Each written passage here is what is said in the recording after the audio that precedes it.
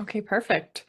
So, as mentioned, our presentation today is on social media use in the classroom. And this project is really it began in late 2018. So we've kind of been working on it for quite some years now. And it's really changed and it's evolved as social media has changed. So we're going to talk a little bit about that today as well. And mainly we're focused on interaction and engagement in the online classroom.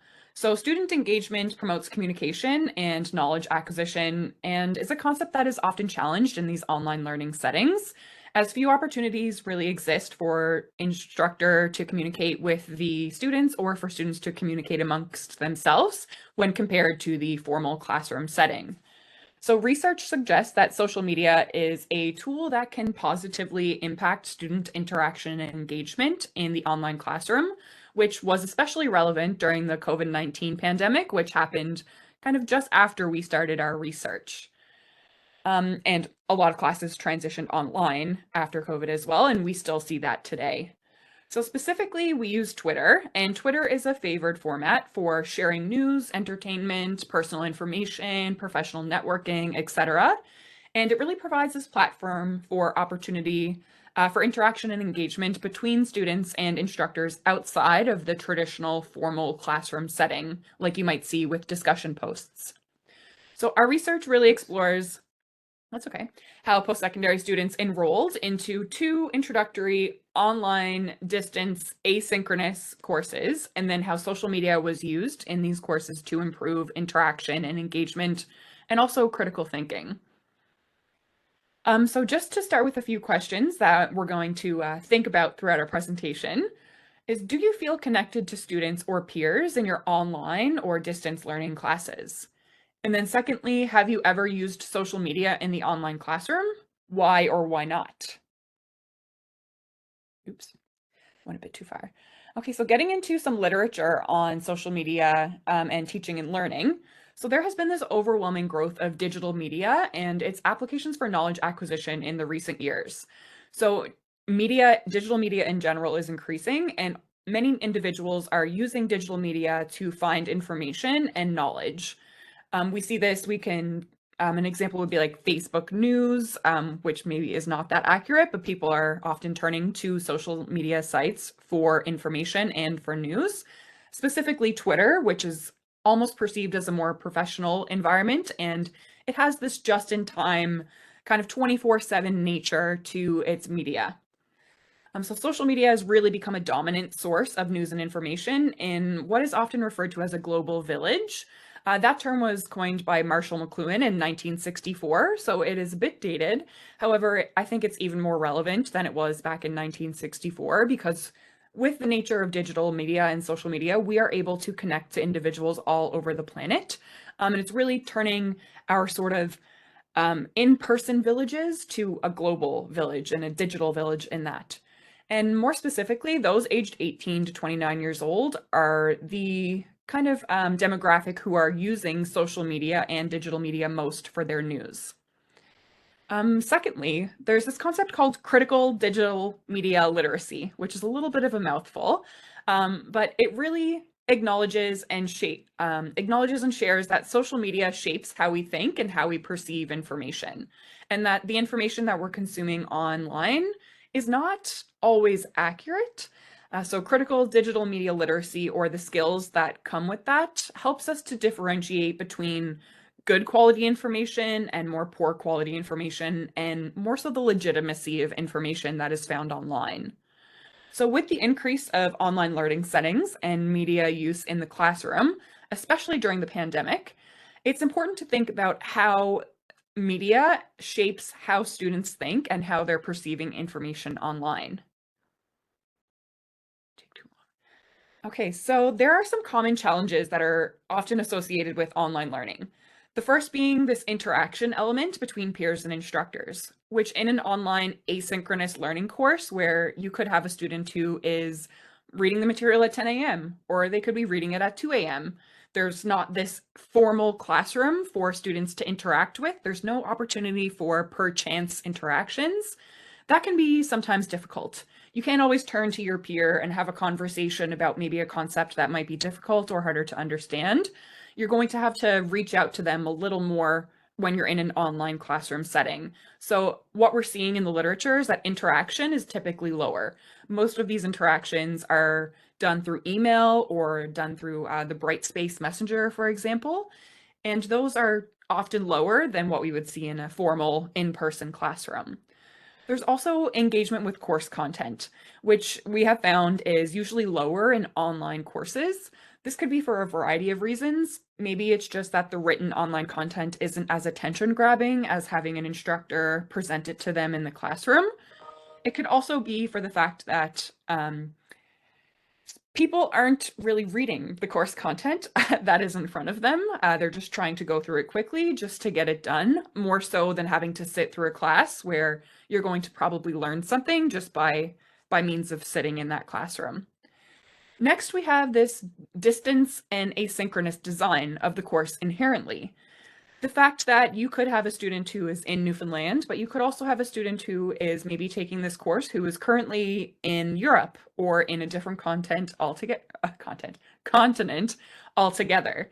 So this style of distance that is placed within the classroom in the asynchronous nature, it's really difficult to develop connections and interaction and engagement.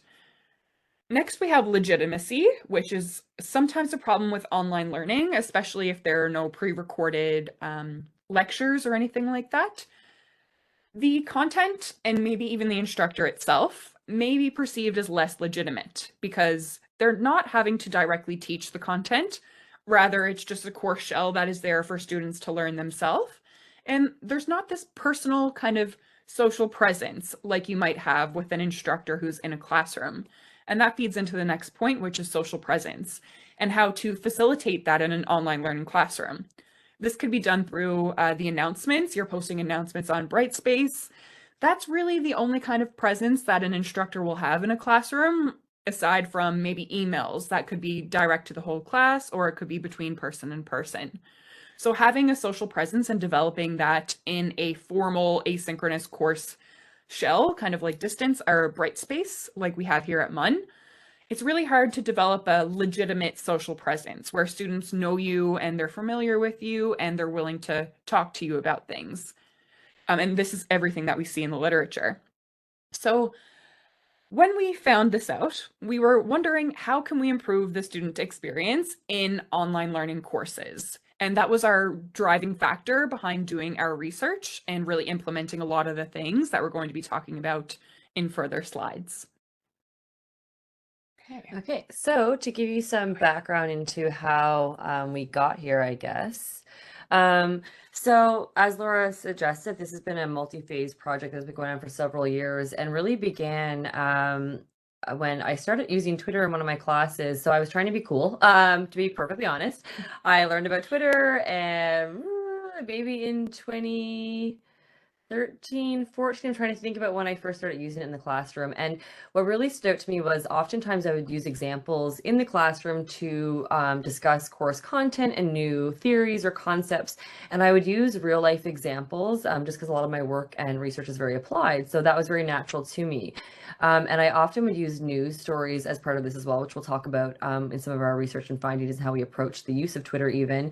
But I found that students, they weren't as engaged with the outside world as I had even anticipated. And so sometimes I was using examples and they maybe hadn't heard of that story or that case or that ongoing topic or theme. And so I was trying to think about ways to bridge course concepts with more applied, practical, real life examples, but by doing so by encouraging students themselves to go out and seek those examples. So I started using Twitter just kind of on my own to share course-related themes and topics and stories that students could then read and use to maybe get ideas for papers or just course discussions or whatever it might be. And then slowly I started actually assigning then activities for students to engage in these as well. So then we kind of started, I started connecting with folks at CITL, which was once upon a time DELTS even there, so many years ago, and then got connected with the Dean of HCAR, who was Linda Rohr, and then Laura Squires, and then here we are. So we were getting together to ask these questions around how we can use pedagogy and our teaching practices. How can we better make those designed to improve student experiences in asynchronous courses in particular? So again, trying to get them engaged with course content as well as the outside world in various ways, but especially in a setting where we're not as well together one-on-one. So the first piece then is looking at interaction and engagement, is how can perhaps certain technologies or even social media, and in this case Twitter, be utilized to increase interaction and engagement and connections between peers and students. So between peers, so maybe even outside the classroom with similar interests on a public space, students within the classroom, or even across sections of different courses if there's multiple sections. And then of course between students and also their instructors. And then again, thinking about that asynchronous environment in which you may have less of a connection because you're not getting that face-to-face or in-person time. And then the motivation behind social media use. So looking at how do students perceive social media and what motivates their social media use within and outside the classroom. So this was really motivated itself by the fact of wondering, are students using social media? If so, what forms of social media are they using? For what purposes? Is it for personal or professional reasons? Is it for classroom only reasons? Is it outside of that? And what really is contributing to folks wanting to use these platforms? Because then that's going to feed into then even their motivation to engage in the activities in the classroom. So recognizing that we're trying to make class activities, classroom learning, and other pedagogical activities a little bit more rooted in the needs of our students as opposed to just what maybe we always think it might be. So trying to find some alignment there with what motivates them to engage in certain activities and then how we can use that in our practice. And then the next stage of our research then led us into looking at what is referred to, as Laura described, as critical media health literacy. And there's multiple versions of this language, which we might comment on a bit later in the presentation. And even thinking about the language, critical health literacy, critical media literacy, critical digital media literacy, critical digital media health literacy. There's so many different terms that have been utilized in the literatures on these topics. So you're like, okay, what is this? What does it mean? And what does it mean in terms of them being able to motivate our students and then also allowing them to interact and engage? So what are these steps that we need to take to get to these kind of existing or these early steps that we're assuming students are engaging in? So we were wondering, are students thinking critically about the information they are consuming and writing about online? So are they actually looking at what they're reading, ensuring that it is aligning with the themes and the topics of the course or that assigned assignment, but then also are they looking at, okay, what is the content of this information, what is the source, what is it, how is it being shaped and defined, and where is it coming from? So really having that critical lens when they're looking at the literacy, which then has led to what we're calling a landscape paper on critical media health literacy, or whichever term we come up with in the end, after we do our exhaustive review of any updated literature, to try to determine what does the existing literature say and demonstrate about the use of social media in pedagogy, and as well as it relates to the development and expansion of critical thinking skills. So why Twitter? And that might be a question that comes up from folks on the line today, and that comes up so often in our conversations and presentations, because there are so many social media, different platforms to choose from, and also, of course, other technologies and innovative tools that folks can rely on. Twitter was selected. Laura kind of touched on this already, because of how the platform has historically and continues, I think, to be used today, even though it's gone through some changes and iterations, but it's mostly used as a networking and information sharing platform. So when you compare, Facebook is somewhat similar. And so we were trying to find a tool that was both popular but also meaningful in terms of the activities that we were engaging in. So Facebook would be the most similar to that, I would say, but Twitter really is one in which you're encouraging actual ongoing dialogue, and it's text-based oftentimes, although they have upped their video and image game thanks to TikTok, which brings me then to some newer ones. So we have seen the growth, of course, of Snapchat. Snapchat was growing in popularity when we started using Twitter, but we stuck with Twitter for these purposes, again, with kind of the engagement engagement around certain topics and discussions and that type of forum, as well as networking. And then since Snapchat, TikTok has also taken off. So we'll touch on that a little bit towards the end of the presentation today if we have time. But we selected Twitter because it was really seen as a dedicated space for this interaction and engagement between users outside of the formal classroom. So going back to that engagement and connecting with folks within your classroom, but also maybe individuals who have similar interests beyond the classroom, especially for folks who are learning online, so maybe looking for other ways to connect with people. And so it's really merging informal and formal teaching spaces. And again, that's the intention with this, is we're trying to, again, think about what are the needs of our students moving forward in contemporary teaching and learning today, so that we're not just relying on the standard traditional kind of forms of evaluation or even just teaching tools that we've used time and time again with students. And so trying to bring in some more informal ways of doing that as well, that aren't just your standard papers, examinations, and exclusive to your direct classroom.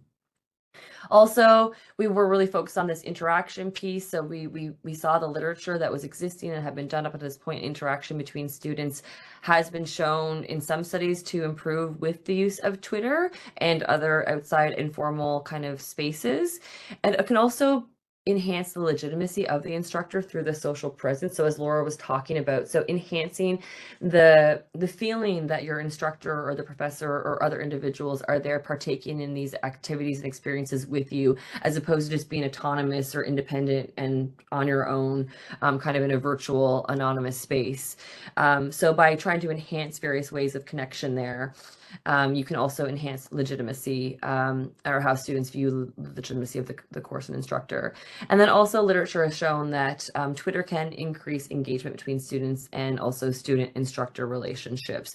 So interaction, engagement, it feeds into this legitimacy piece, and it also can contribute to students not only believing in the content and the instructor, but also wanting to be more participatory, more engaged in what they're doing, and to kind of take it to the next step.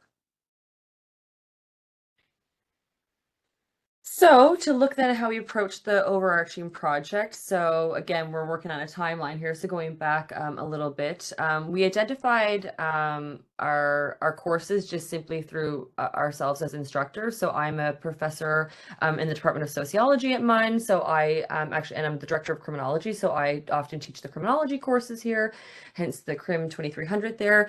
And then Laura and Dr. Rohr, Linda Rohr, were housed in, well, Laura's in sociology and HKR, but Dr. Rohr was in HKR. And so we were looking at introductory courses. So again, online courses often introduced at the introductory level as well for students at MUN. These are both introductory courses, even though the Crim was 2000. And so we selected those simply by virtue of they were the courses that, yeah, we were teaching at the time. And also given the development of also just critical thinking skills and or just engagement with students, just thinking about as students transition from maybe other learning environments like high school, or maybe other workplaces they maybe have came from if they're returning to school, but just thinking about how students at those early foundational stages of their academic post-secondary careers, how are they kind of experiencing this or using this? And so we selected those two courses, and then again in distance courses, so online asynchronous self-directed courses.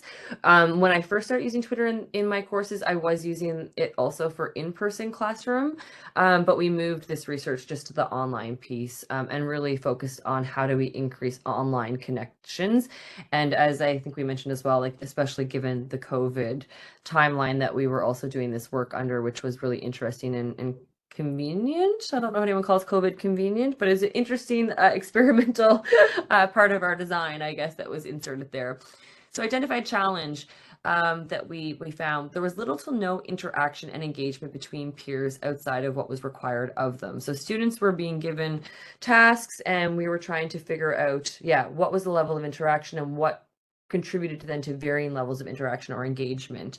Recognizing that the synchronous classroom does offer more opportunities for this, while the asynchronous online does not allow for that in the same way, unless students kind of seek it out and take on that role themselves in a more meaningful way. So we had a series of objectives in kind of the phase one, sorry, of this work. So can we use social media to encourage interaction and engagement between students and instructors outside a formal classroom? What motivates students to use social media in the classroom, and do students feel social media should be used in the classroom? So we also wanted to know about that. So not only how they're using social media and what social media they're using, but also do they think it has a place in pedagogy and or in professional settings and spaces? So to do this, we use a mixed methods approach. So we combined a series of online pre and post semesters using anonymous surveys that were administered through the Brightspace platform. So students were taking their online courses using Munell's provided Brightspace software, and so we administered each of those semester surveys there. So we did a pre-semester survey as well as a post, trying to collect some information, some demographic information on the students, so where they were coming from, their background, their year of study.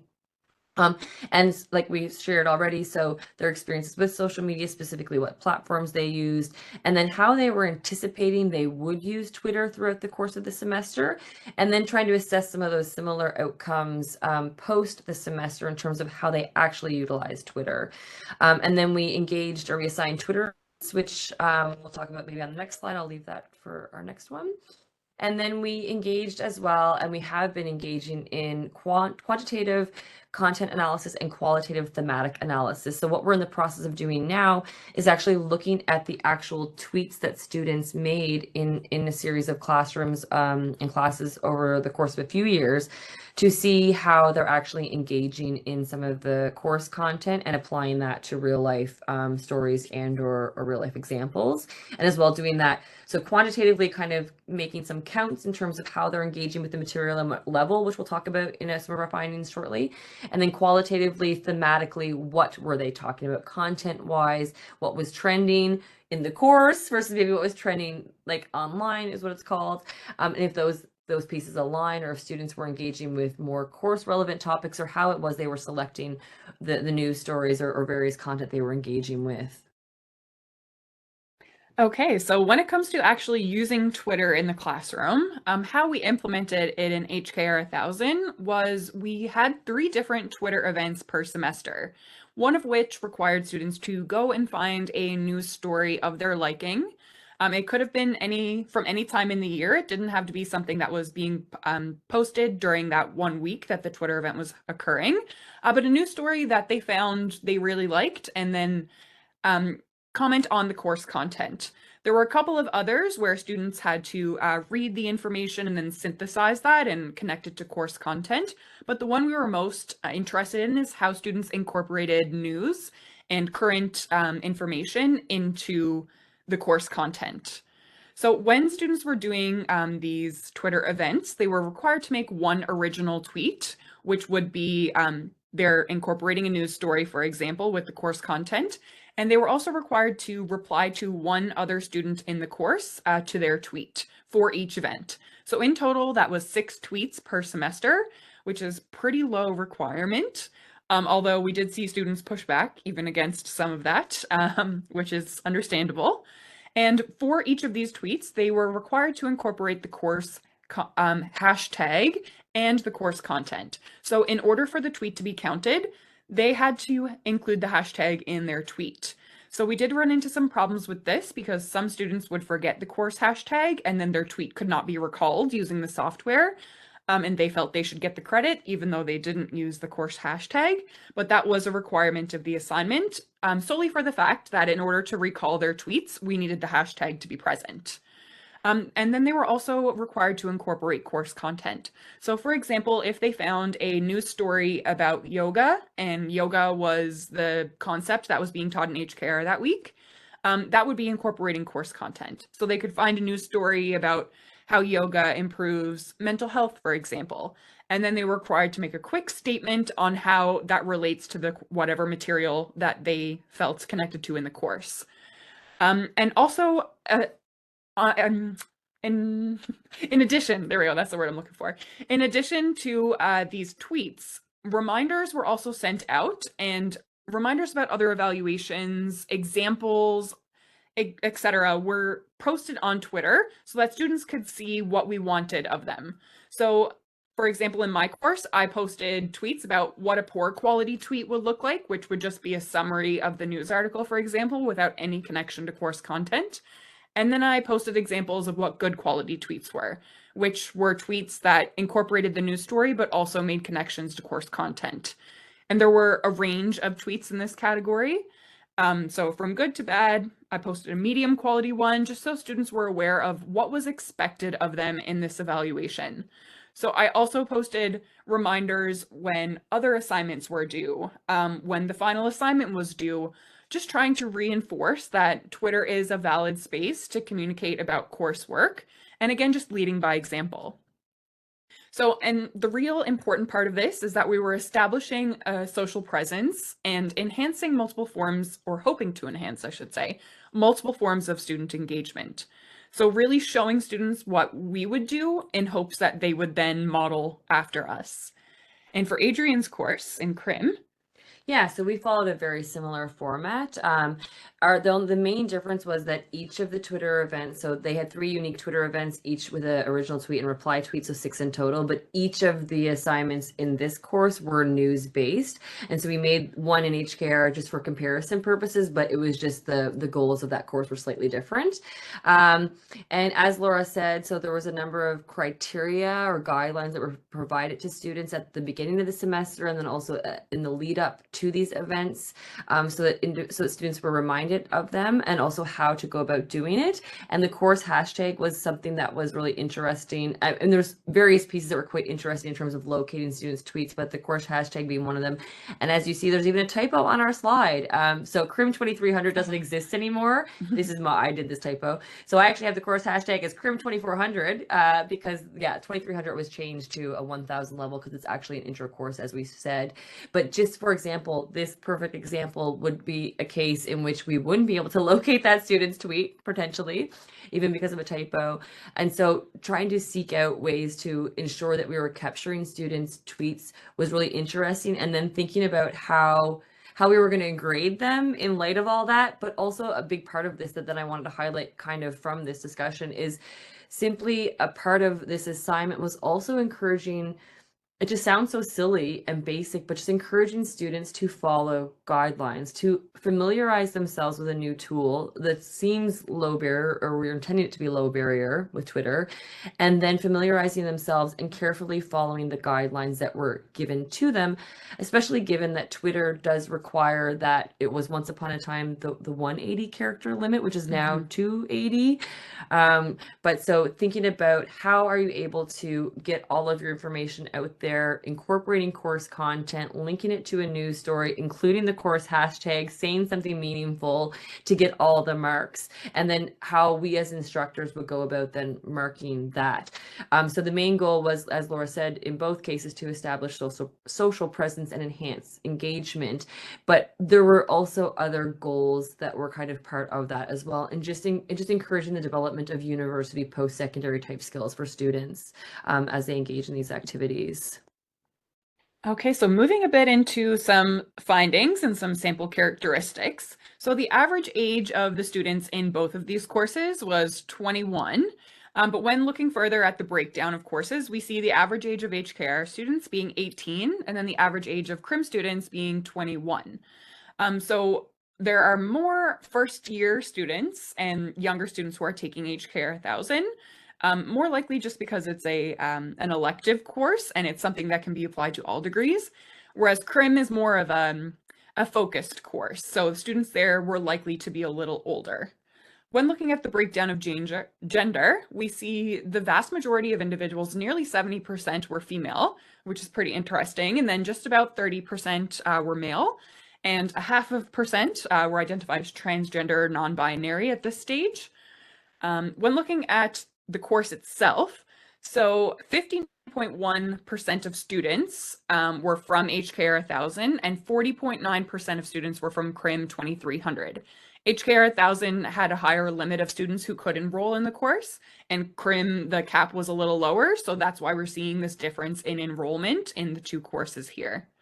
When looking at year of study over, this is inclusive both courses here, The vast majority of students were in their first year. So 44.2% of students were first year. Second year, about 12, third year, almost 15, fourth year, about 19.5, and then 10% of students were in their fifth year of study or higher. So when looking at the age breakdown, and we could kind of say the skill level of students as well is comparative to their year of study. We're seeing a lot of younger students with not as much university experience enrolled in both of these courses. We do see kind of a distribution here, but we expected most students to be younger in first year because these are introductory level courses. And that was also kind of important because we, as an aside, we wanted to mainly kind of understand what first year students were coming to university with. What kind of skills were they entering into university with? Did they have any media literacy skills at all? And then that would kind of inform how we change the course to be better representative of the skills that they might use in the future. And then looking at the survey completion rates. So for the pre-semester survey, 104 students completed the survey, which was awesome. Of those, 65% were from, or 65 students rather, were from HKR 1000, and 39 were from CRIM 2300. When moving to the post semester, we only had 34 responses. And looking back, I think if we had some time, if we could go back in time, we would maybe give students an extra point or two for completing the post-semester survey, just because after all the evaluations were complete, there really wasn't a whole lot of motivation to do anything beyond what was required of them. So we only see 34 responses in the post-semester, of which 23 of those students were from HKR 1000 and 11 were from CRIM 2300. So fairly representative based on like the pre-semester and the post-semester. Very similar completion rates percentage-wise, but we do wish that 34 was a little higher for the post-semester, especially so we could compare the afterwards of using Twitter and how that influenced students. Okay, so I'm going to talk a little bit about the HKR specific findings only because we had a really unique case here in that in the course that we used Twitter for, we had 3 other sections of HKR 1000 that were actually using micro discussions as opposed to Twitter. So the micro discussion tool is housed within Brightspace, and the way that we used it is we tried to mirror it to be like Twitter as much as possible. So the only real difference here was that Twitter was a dedicated public social space outside of the course shell. It is something that can live on past the duration of the course, as opposed to the micro discussion, which was housed only within the course shell, the Brightspace shell, and it was a dedicated discussion space similar to Twitter, but it kind of died within that shell. It wouldn't carry on. There could be no other interactions beyond students within that class, whereas Twitter, there could be opportunity for more interaction outside of the students just within that one course. So for the Twitter, the section that used Twitter in HKR 1000, there were 75 students, and I've nicknamed this the experimental group, kind of a more formal methodology. And then the micro discussion group was the control group, in which we had 242 students. So there's a really great comparison here. And both courses, both micro discussion and Twitter, they had a 280 character limit, which we acknowledge is pretty low. However, part of the challenge of doing this was to have meaningful information in a really concise form. So instead of adding a whole bunch of information that may not be as useful, we wanted to really target that 280 character important information in a concise format, which we recognize is definitely a challenge. So Twitter was used by one section for 3 events, and then the micro discussion tool was used by 3 sections for 3 events. And grades for both of these were awarded to encourage participation. So for each tweet that students posted, they could get up to 2 marks. So it could be the one original tweet was worth 2 marks, and then the one reply tweet was worth 2 marks. So for each Twitter event, it was worth 4% of their total grade. And students would get automatically 1 mark for having even completed a tweet. And then the remaining 1 mark was broken down into 0.25, 0.5, 0.75, and 1 based on the quality of their response. So when it comes to the results, our main reason for doing this research was to look at if Twitter improved interaction and engagement of students. So that's what I'm going to specifically comment on for this slide. So for the Twitter section, about 10% of users interacted with their peers beyond the requirement of the assignment. So the requirement of the assignment was 2 tweets per event, so 6 tweets in total. 10% of users actually engaged more than what they required. So they posted more than 6 tweets over the semester. And that was for a total of 4.2% of total number of tweets were beyond what was required of students. So that was pretty nice to see that some students were going above and beyond what was actually required of them. And then when we're looking at the micro discussion sections, about 7% of students interacted with their peers beyond the requirement of the assignment, for a total of 2.9% of total tweets were above and beyond what was asked. So there is a minimal difference between these two sections, although I don't believe it was statistically significant difference. So inherently, Twitter, number-wise, it did promote more interaction and engagement, although it wasn't significantly greater than the micro discussion tool in itself. So at the end of the day, our kind of finding on this specific part for HK 1000 was that Twitter and micro discussions are really used primarily to complete coursework and not specifically for interaction and engagement like we had hoped. So moving on to some more benefits of using Twitter.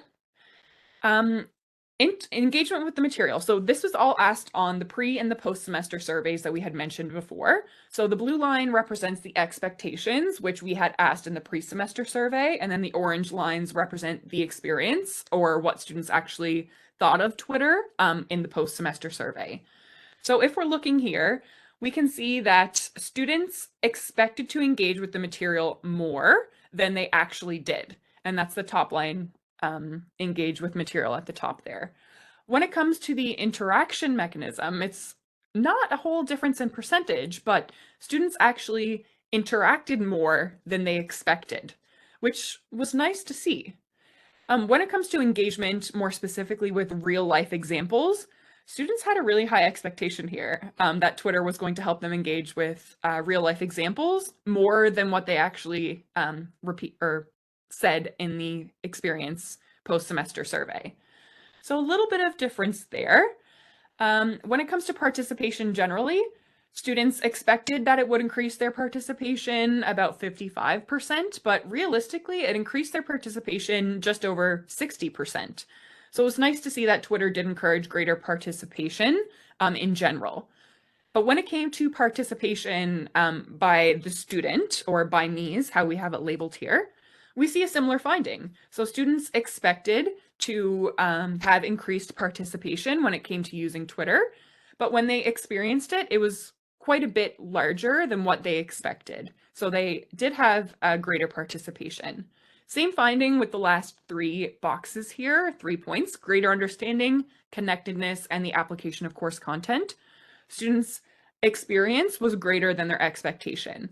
So that's really positive in that students actually experienced greater understanding, a higher level of connectedness, and more application of the course content than what they initially expected Twitter to elicit. And when it comes to actually feeling connected, so do students feel more connected to each other, to their peers after using Twitter? We kind of have varied results. So about 27% of students felt more connected to their peers after using Twitter, which was great. That is what we had hoped to see. So it was nice that some students did actually have that. When it comes to those who felt the same, this is the most category that we had here. So about 35 to 34% of students believed that Twitter was exactly the same. It didn't matter whether or not they used it or not. They still had the same level of connection between peers, regardless of whether Twitter was used or not. And then, unfortunately, in the less category, just about 24% of students felt that Twitter helped them connect less to their peers than what they had expected, which is kind of unfortunate, but it's understandable that students may have expected Twitter to really increase their connections, but maybe their expectations fell short when they realized that the majority of students are actually only using Twitter to complete the course assignment, and they're not going above and beyond what maybe they had expected to see. Okay, so when it comes to how Twitter affected engagement and connectedness, these are some of the results that we found. So a small portion of students believed that Twitter brought them closer, made them feel more connected and more engaged to their peers, which is nice. And when it comes to a sense of community, about 50% of students believe that Twitter helped them feel more of a sense of community in the classroom, as opposed to not using Twitter. So that was really great, and that's something that we did hope to see here was students kind of feeling more a part of the community in the class, more so than that they're just completing the course by themselves. And specifically when it comes to feeling more connected, just about 26% of students felt more connected. So we're definitely not seeing the majority of students here. However, I think it's still valuable that 26% of students did feel more connected than they typically do in online learning courses. The most plentiful category we see here is it encouraged them to read news. So as we mentioned, students were required to look at news articles for the assignment. So it did encourage them to read more news, but that is probably a byproduct of the assignment. However, still hopeful that maybe students are looking at news a little more than they had before taking the course. And when it comes to more use for activities, about 50% of students felt that they used Twitter more for activities than they would have expected. So that's pretty nice to see as well. And also same goes for more use as evaluations. Just over 50% of students felt that they used Twitter more for evaluations than they had expected. So that's awesome. We're glad to see that as well. And the saddest category out of all of our findings is that 50% of students in the class hoped to never use Twitter again in the classroom, which is kind of disheartening, but it's also understandable because a lot of students may not be used to using social media in the classroom. However, since doing this research, I expect that maybe these would have changed because we started this research before COVID happened, and now more classes are online, there are more online learning components. So it's probably becoming more normal for students to use outside media, digital media, and social media within the classroom. Okay. So then kind of going back to some of our other research questions and linking these pieces, we were also really interested in what motivates students' social media use, as I mentioned earlier. So going back to looking at why this is important. So if we want to increase interaction and engagement, we're also trying to encourage interaction and engagement outside the classroom and also with news media and what's happening in the real world or the outside world. So we were curious as to the reasons students were in fact using this. And in the existing literature, it actually shows differences between students who say use social media just for their own personal reasons or maybe to connect socially as compared to students or even folks outside of academia or post-secondary education who use it for, say, networking reasons or to seek information or actually using it as research purposes or networking in that way. And we see differences also depending on ages of folks as well. So seeing some differences between younger students versus older students, which has also been shown in other research. But by and large, we saw from the results of our survey, both pre and post, that students are using social media a lot for personal use. Pre-survey, personal use only, with then having an account but infrequent use then following. And then we saw post-survey that the majority of students then were in the personal but also course-related area, as we did see students being required to obviously partake in activities on Twitter as required per the course, and then the personal only fell a little bit close behind that. But other reasons that were the next in line then for that was just not even a reason and just simply having no prior account. So we do want to acknowledge that there were some students who did not have a prior account. Only a very small proportion, of course, for the pre-survey. And then interestingly, still some with the post-survey, but that changed, of course, because they had to sign up. And then you had to see for the primary purpose. So type of use versus purpose. So what are they doing? So are they using it to follow individuals they know and already have networks with, or are they using it to develop new networks and expand their networks? Well, we found that for the most part, pre the use of Twitter in the course, so at the beginning of the semester, students were using it primarily for following famous figures or celebrities that they already knew about and were already figures maybe publicly on social media. But then we saw that change a little bit with the post survey, in that more students were then using it as a means to follow friends and or family. And then of course, then we also saw that big tick up in the main reason was to complete university related activities or assignments. But again, these are interesting to look at because if you're going to introduce a new pedagogical tool into any classroom, of course, instructors, professors can do whatever they wish, but ideally I think we should be seeking out tools and activities that are going to actually bring in our students because they may already have a connection to it, an interest in it, a familiarity with it. So trying to meet our students where they're at, which I mentioned before. And so it can be useful to look at their motivations for using social media, also what types of social media they use or other technologies they use if you're going to incorporate that in the classroom. And then specifically what some of the research has found, as I suggested, it does matter the motivations or the rationale as to why individuals are using social media or other platforms in terms of how they're actually going to then engage with it, and then most importantly how they're then going to be able to engage or how readily they'll be able to engage with it from a critical kind of lens or perspective, which we'll talk a bit more about in our presentation in a moment.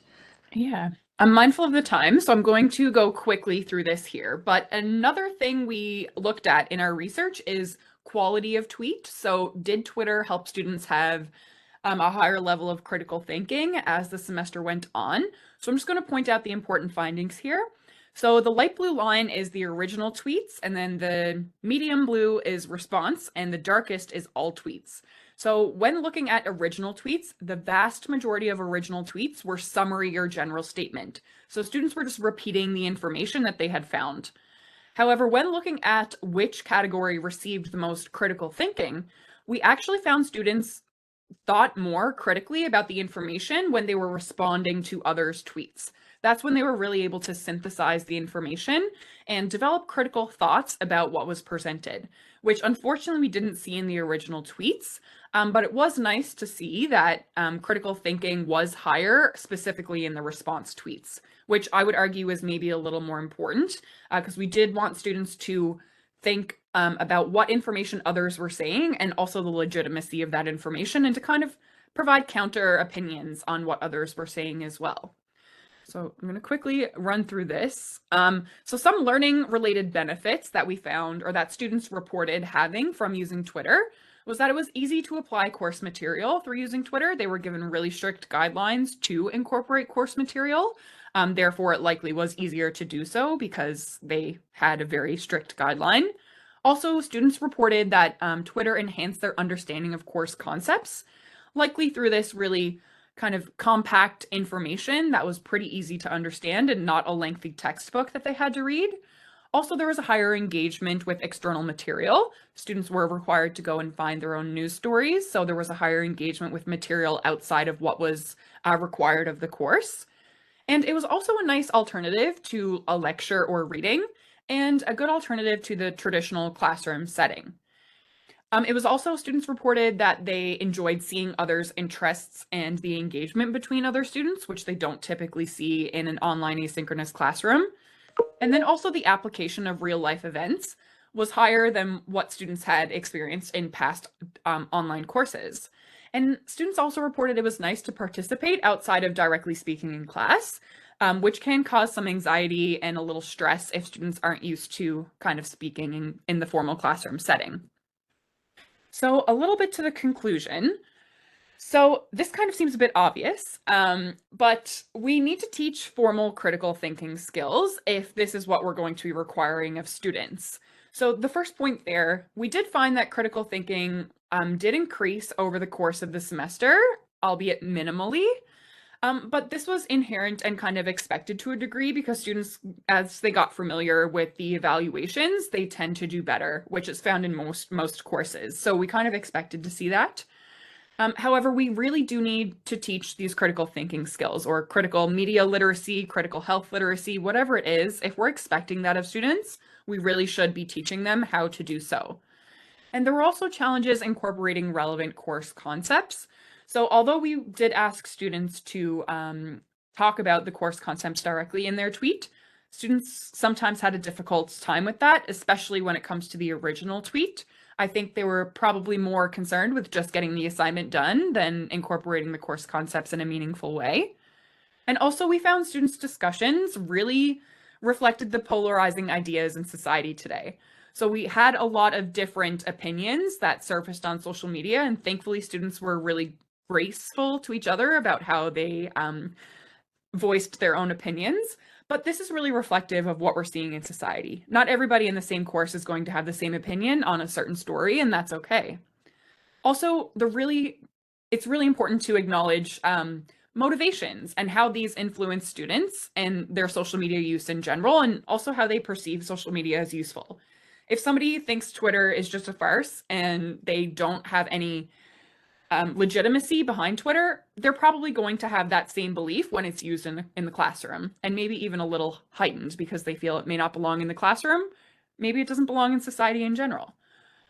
Also, we think instructors should reflect on their expectations of students and specifically their incoming skill sets, because most of these students were first year, not as experienced. So it's important to be mindful of that, and also how that will influence the result of the evaluation.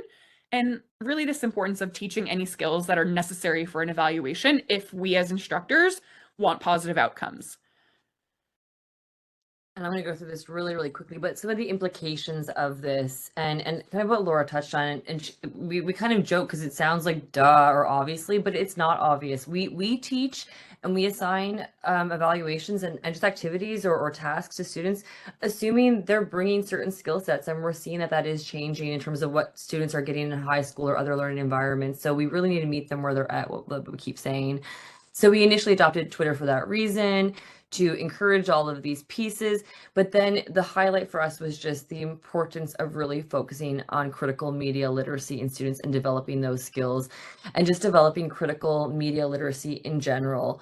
So talking about how information is created, how our message is presented in different forms of media, what is the intention behind the message, where does it come from, what is the source of that, the credibility of media productions, the use of media to support various opinions, and also even just the development of arguments, right? And going back to then the Twitter and the assignments themselves. So it was multifold, our goals with Twitter. But the big piece is really, really focusing on what is media literacy and trying to teach it. And what we found from the literature is that media literacy education, it's building general news media skills by analyzing the environment in which the news is created and produced, and responsibilizing, rightfully or wrongfully, in a sense, the reader and the audience or the consumer. So that's what we're trying to do as part of this, because we noted that there's a real lack of this focus in our teaching and learning today. And there's also an absence of resources. There's also resistance to pedagogical changes and the use of technology and innovative tools. And there's overall, as a result of both those pieces, then a lack of folks who are actually trained in this. But by and large, we saw a number of findings from the course of our studies over these various years. But the biggest thing is the demonstrated challenges with critical thinking and the application of course content. And so that's where we're really working on the next steps. So really, how do we come to understand these complex terminologies or the language even around what these skill sets mean and what to utilize? How do we then foster that critical thinking skill set among students, especially at those foundational stages in their academic career when they're building then in other courses? And then how do we then use this skill set to empower students and make them more engaged citizens? So that's what we're working on now, is to put together a landscape paper on whatever we call it, critical digital media literacy or some form of that, to really kind of provide a roadmap for what the literature says, but also a guide for folks in terms of how they might be able to approach some of this themselves. Yeah, so this is just a few examples of the tweets, but we're at the end of the presentation. So I'm just going to quickly skim through this. We had some polls about what students expected, the examples of like good and bad tweets and what they should do, just kind of modeling a news story to take a look at an article, which I did fairly frequently. And this is the end of our presentation, right on time. And these are the publications that we currently have from this research, although as Adrienne mentioned, we're still working on other publications. But if anyone wants to snap a screenshot, or if you just Google our names, these will pop up as well. But we've looked at how Twitter has improved interaction and engagement, students' motivations for using social media in the classroom, and then really a deep dive into exploring critical media health literacy in the online classroom. So this is kind of a question time, which I know we're short on time, but if we do have time for this, would any participants, anyone who's in this panel, would you ever use social media in the classroom? Why or why not? Or would you use other forms of digital technology to improve interaction, engagement, engagement with the material, or critical thinking skills? And then questions. We didn't get time for that, but this should be a thank you slide, but it's, oh, there it is. There we go. Okay, so thank you, everybody. And if there are any questions, if we do have time, let us know. But if not, you can always email us your questions. Awesome. Thank you very much, Laura and Adrienne.